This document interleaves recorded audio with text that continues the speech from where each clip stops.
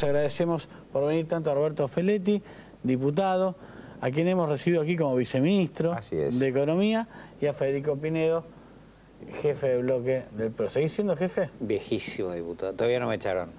Bueno, es algo, ¿eh? Así que estamos es ahí. algo. Si tuvieras que contarle a la gente, desde tu perspectiva, ¿qué fue lo que sucedió durante estos días? ¿Qué se aprobó? ¿Qué te parece bueno? ¿Qué te parece grave? Si es que algo te pareciera eso. ¿Cómo lo definís? Yo creo que hay dos leyes muy brutales, que son una la de papel prensa y otra la de los peones rurales, que no es brutal por los derechos del trabajador, sino que es brutal por la división del sindicato, que es un sindicato opositor al gobierno. Entonces me parece que eso es como un llamado de atención a todo el movimiento obrero, que me pareció un poco más que fuerte. Y bueno, así que las dos cosas, en el caso de papel prensa yo lo veo como un intento de confiscación de una empresa privada. El gobierno lo que pretende es obligar a la empresa a hacer inversiones que ninguna empresa privada haría naturalmente, y si no las hace, la hace el Estado y le licúa su participación en los privados, con lo cual el Estado se queda con el control de la empresa sin pagarle nada a los dueños. Entonces, esto me parece que también es una cosa muy dura en el contexto de la guerra entre el gobierno y Clarín, que la víctima es la libertad de prensa en la Argentina. Roberto. Vamos por partes. Primero, papel prensa. Digo, primero hay que tener en cuenta que la ley o el proyecto de ley que termina siendo aprobado en diputados es un proyecto que llevaba 1 año y medio de trámite parlamentario, que pasó por un sistema de doble lectura. Pocas leyes pasan por un sistema de doble lectura, de audiencia pública, donde se expresaron muchos medios del interior que veían realmente restringido por un rol monopólico de la empresa su capacidad de acceder al insumo básico para editar. El gobierno tuvo que tomar un conjunto de medidas, una fue el precio uniforme, otra fue la apertura de importación, arancel cero. Por el otro, y esto sí me parece muy importante, no hay ninguna pretensión confiscatoria. Lo que hay es la pretensión de ampliar oferta, de hacer el conjunto de inversiones que permitan ampliar oferta. Durante muchos años, papel prensa operó para sus accionistas como un centro de costos, o sea, como un proveedor de insumo barato para ellos, disminuyendo al mínimo su rentabilidad y perjudicando la participación accionaria del Estado. Entonces, en tal caso, hubo un procedimiento confiscatorio hacia el Estado donde no se reconocían utilidades, porque ni siquiera las utilidades quedaban en la empresa, sino que funcionaba como centro de costos para la nación el Clarín. Ahora eso ha cambiado. La ley prevé un cambio distinto y una ampliación de oferta. Entonces, es difícil pensar, y digo, en un gobierno que se caracteriza por ampliar derechos, que audiencias públicas, reclamo de la prensa al interior y la posibilidad de ampliar oferta de papel prensa se piense como un cercenamiento a la libertad de prensa, cuando durante mucho tiempo fue centro de costo. Y respecto del Estatuto del Peón Rural es muy importante la consagración de derechos. Antes que discutan por esto mismo, me volvés a explicar, y por tanto le volvés a explicar a la gente, de qué se trata la ley desde tu perspectiva, y te voy a pedir lo mismo después a vos, Federico, porque sí, bueno, detrás del título confiscatorio debe haber también alguna explicación. Explicar a la gente de qué se trata la ley como si nunca hubieran leído ni el título del asunto. Para el común de la gente lo que tiende esto a crear es una forma de regular lo que era un monopolio. Digo, en la Argentina la producción y venta de papel de diario, que es un insumo básico para que surjan diarios en todo el país, estaba monopolizado por 2 empresas cuyos dueños son los mismos dueños de Clarín y Nación, los principales periódicos de la Argentina. Es decir, como que alguien produce el insumo y a su vez tiene la terminal de la cadena que es la emisión del diario. Eso provocaba un diferencial enorme al interior del país respecto del acceso a papel prensa y por lo tanto a ganar mercados desde el punto de vista comercial y para editar ideas desde el punto de vista gráfico de un montón de medios del interior del país. ¿Y cómo decís que el gobierno decide corregirlo? Esto tiende a corregirlo, primero definiéndolo como un insumo básico, crítico, que por lo tanto tiene que ser regulado. Segundo, garantizando el acceso libre sobre uniformidad de precios, de modo que el control del insumo a papel prensa no es decisivo para la rentabilidad de ningún diario. Esto es lo más importante que se establece en la ley. Y en tercer lugar, la garantía de oferta, porque nosotros podemos hacer esa declamación, pero la ley es letra muerta si no se garantiza el abastecimiento de papel prensa para todos los demandantes. Entonces, se establece regulaciones destinadas a producir las inversiones necesarias, que no se hicieron, por otra parte, para garantizar una oferta de papel prensa conforme a la demanda existente. Federico, ¿de qué se trata la ley para vos? Digo, para mí se trata de un proceso que el gobierno viene tratando de implementar desde hace bastante tiempo, que es quedarse con la empresa de papel prensa. Ese proceso fue tan violento, ¿se acuerdan las imágenes de Moreno con los guantes de box y toda esa cosa?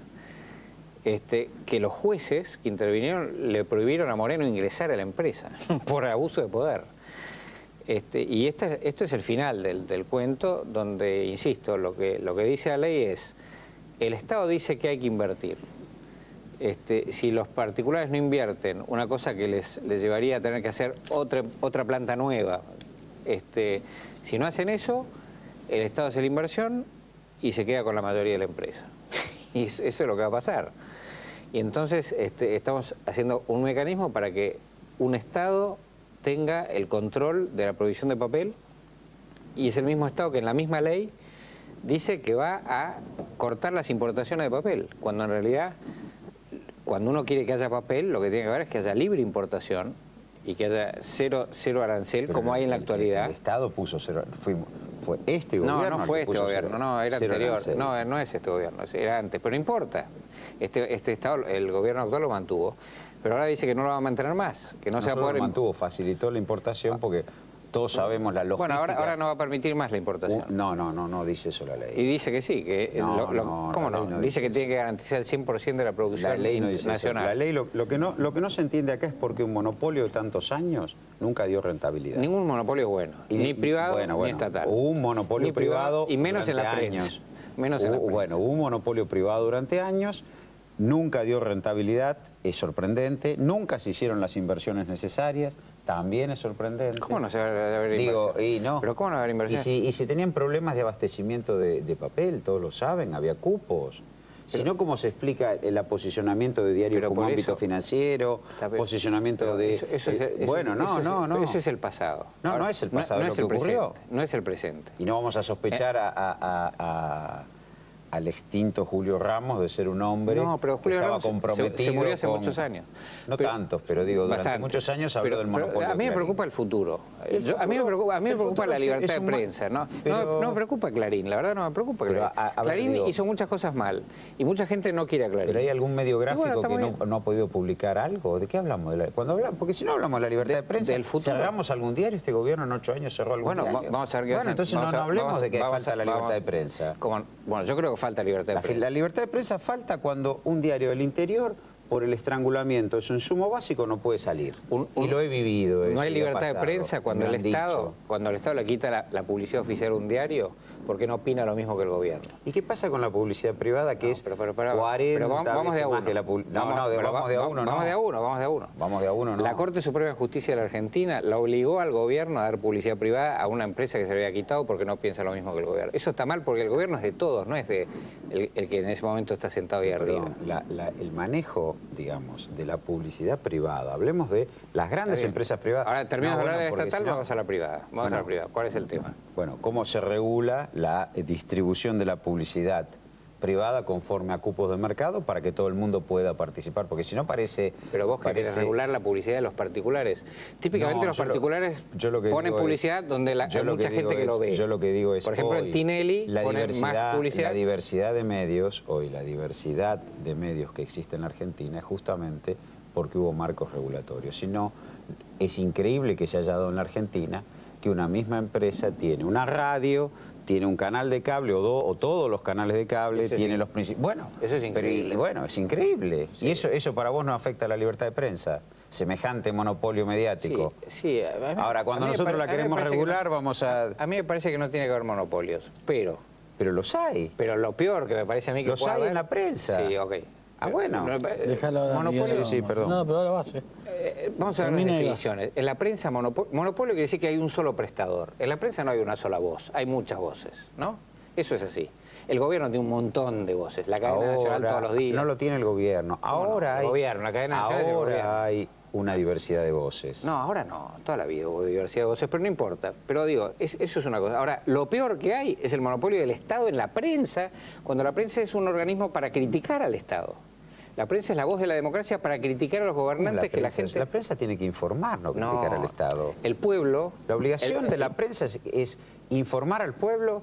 El pueblo, objetivamente. La prensa es un ¿Cómo derecho... es criticar al Estado? ¿Cómo la obligación de la prensa es criticar al Estado? La prensa es un derecho del pueblo. Y el pueblo tiene derecho a criticar al Estado porque el pueblo designa a sus gobernantes. El pueblo vota y elige a sus gobernantes. Y por lo tanto los puede tiene que criticar. informar. Por lo tanto los puede criticar. Bueno, sí, pero la prensa si vos le quitas a la informar prensa no lo pueden criticar. La prensa tiene que informar objetivamente, sí, como, que es su principal... ¿O es su principal deber? La prensa del Estado no informa objetivamente. La prensa del Estado, 678, no informa objetivamente. El principal deber... Con la plata de todos nosotros, no informa objetivamente. El principal deber que tiene la prensa es informar objetivamente. Bueno, entonces el Estado no la cumple. El Estado argentino en este momento no la cumple. La principal obligación que tiene la prensa es informar, para que el pueblo esté informado. Y claro, bueno, y para que el 6, pueblo 7, pueda y para que el pueblo pueda decidir objetivamente, o como las tapas de Clarín.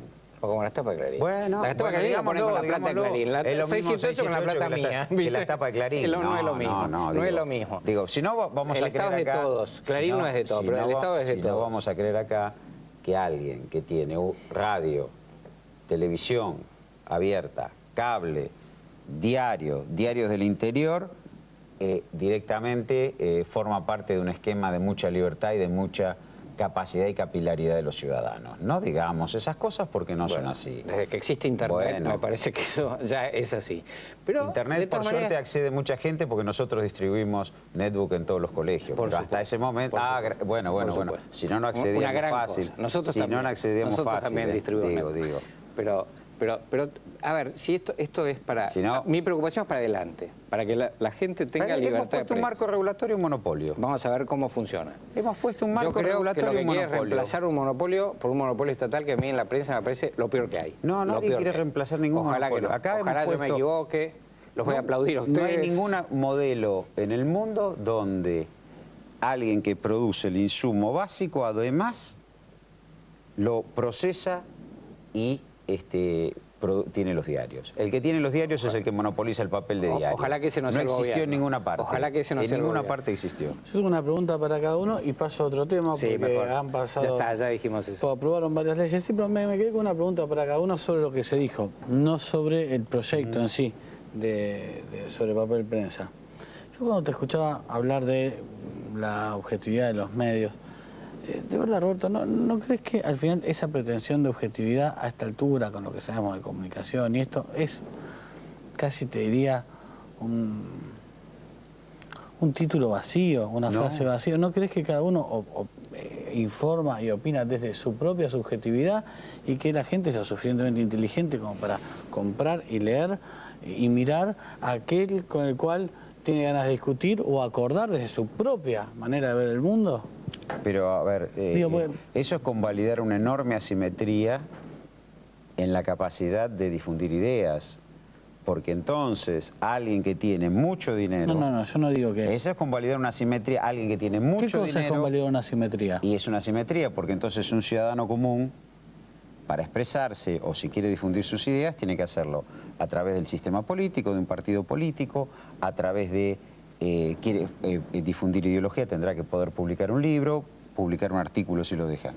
Ahora, si alguien que tiene un monopolio mediático puede, a su arbitrio, nada más que porque tiene dinero y un monopolio mediático, difundir cualquier idea que se le ocurra, con alcance masivo a la ciudadanía, me parece que hay una asimetría muy grande. Perdón, yo reconozco esa asimetría. Y no es lo que te pregunté. Pero eso vulnera la democracia. Eso vulnera la democracia. Yo no estoy pidiendo esa asimetría. Yo te pregunté otra cosa. Esa asimetría vulnera la democracia.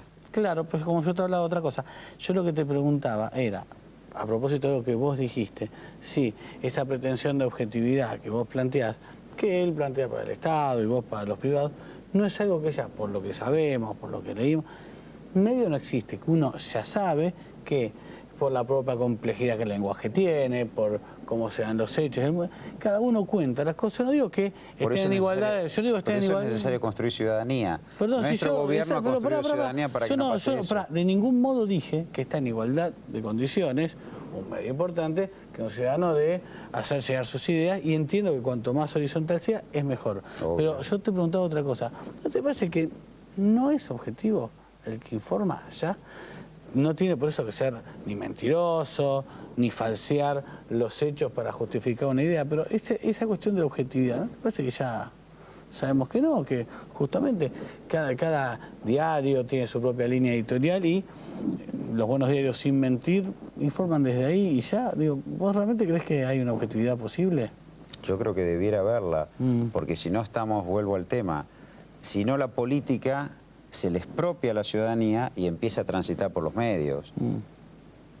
Digo, entonces, para que realmente se construya ciudadanía, justamente mediar es intervenir entre la relación entre el Estado, la sociedad, los mercados, digamos, por poner grandes actores.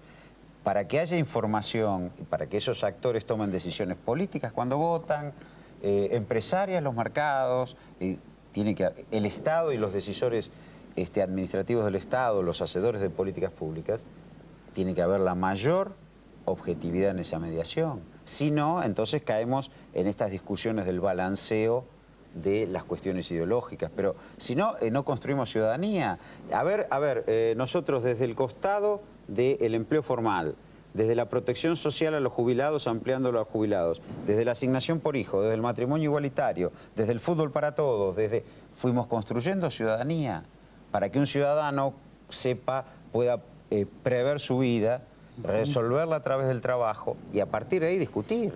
Ahora, si los medios, digamos, alguien porque tiene acceso a un micrófono se siente libre de hablar y decir cualquier cosa frente a un ciudadano común que a lo mejor para hacerlo tendrá que ir, no sé, a un parque un domingo y ver si lo escuchan, creo que hay una asimetría muy grande desde ese punto de vista. Y tampoco creo que el rol de los medios sea criticar al Estado, de ninguna manera. De ninguna manera, ¿cómo? Sí, no únicamente, digamos. No, bueno. No, pero lo pienso yo, claramente que no es el rol de los medios crítica al Estado.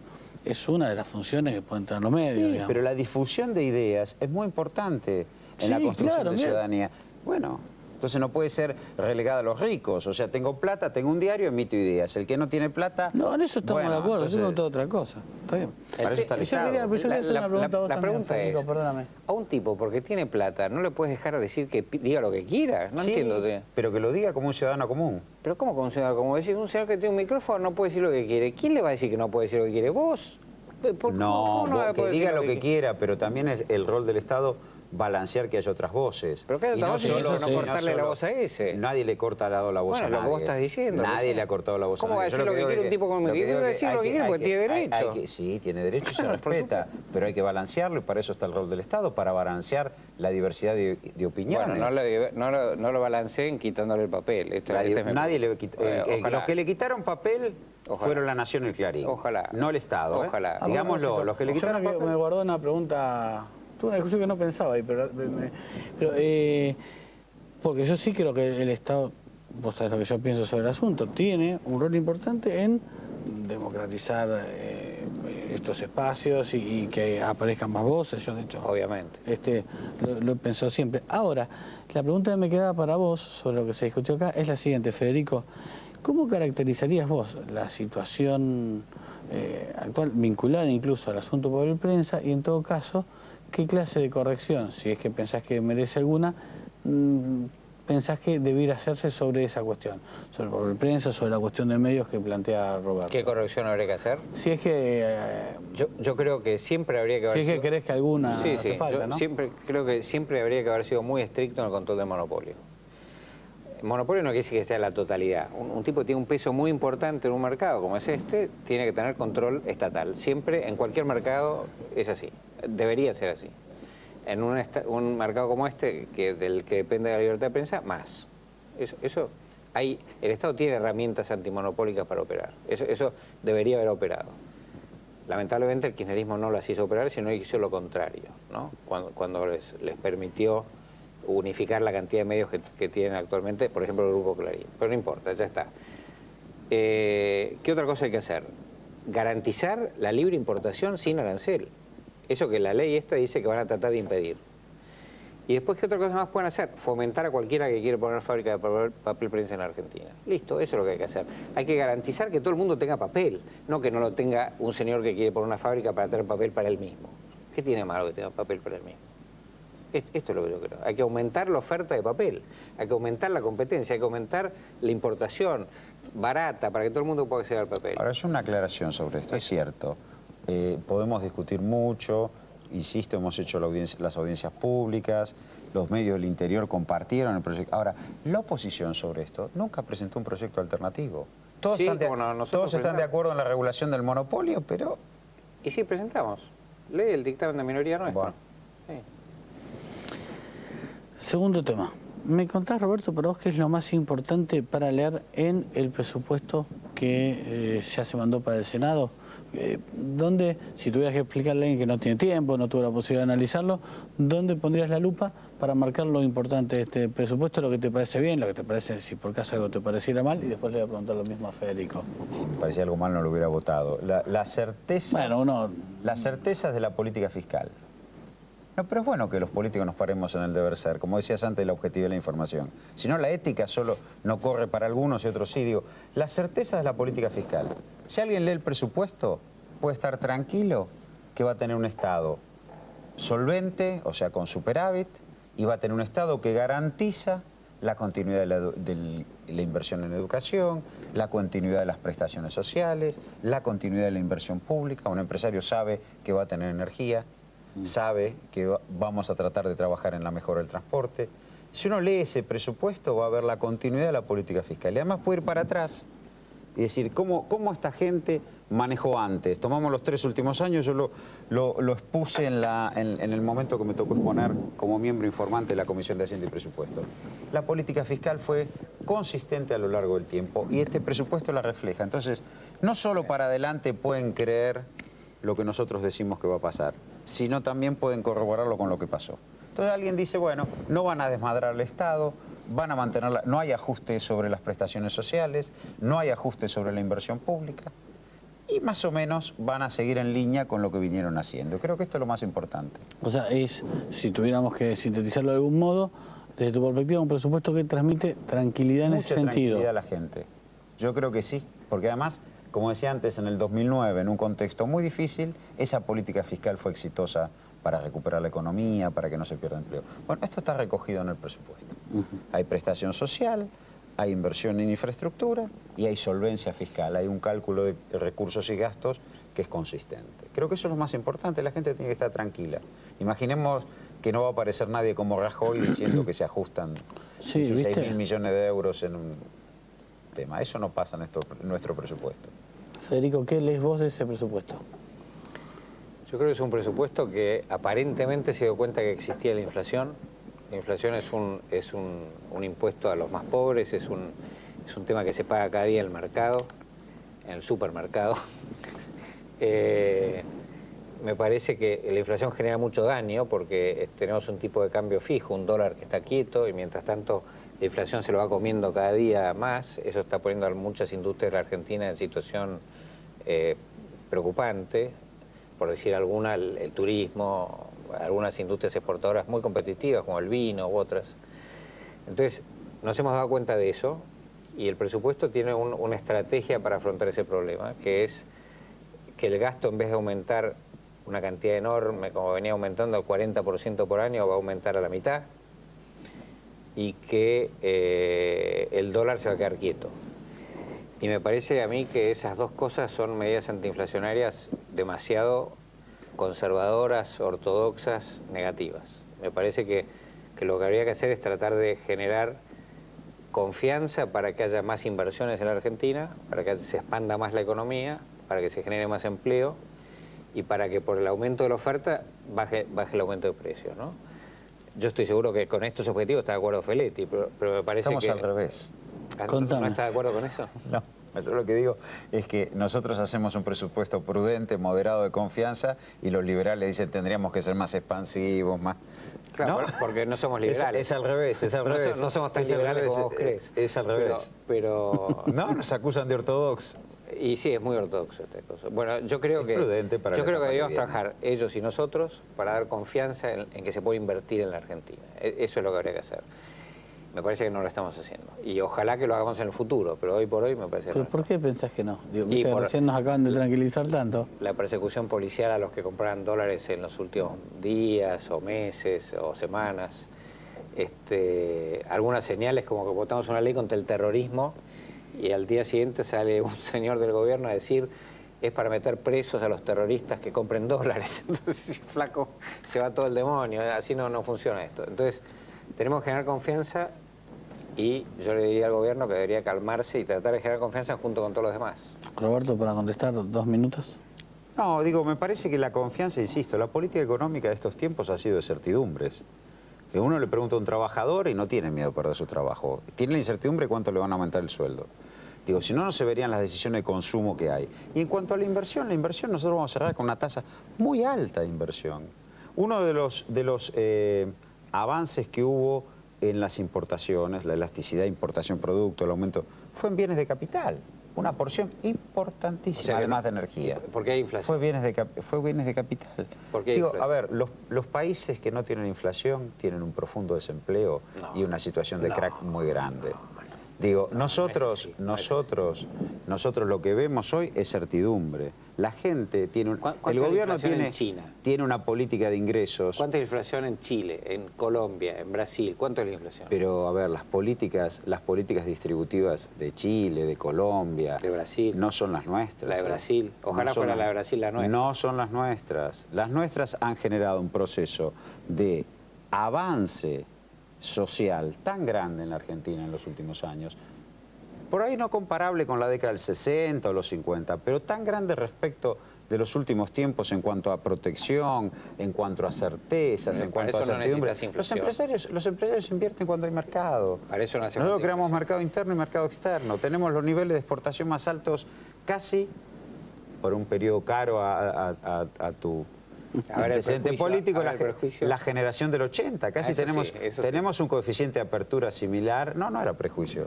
Eso no, eso es un juicio, pues, a la estoy de acuerdo. década del 10, así O sea que que no. la década no del 10 tan está mal. buena. Gol de verdad que- Feletti, ¿sabes, no? ¿Eh? Gol de Feletti. Sí, ese ¿sabes, sí, no? no porque está tan yo mal. esperaba Gol de que me Feletti, dijera no, una No, cosa yo no iba a hacer ningún... No, por eso, no fue un El prejuicio. coeficiente de apertura de Pellegrini casi, digo, así que no. Pellegrini era un proteccionista. Pellegrini era un proteccionista. Yo soy un pellegrinista, ¿ves? Pellegrini era un proteccionista. Sí. Nosotros también somos pellegrinistas. Están en ese aprendiendo, sentido. está muy bien. Gracias a los dos por venir. Muy amable, en serio, por No, haber por favor. estado todo este rato acá.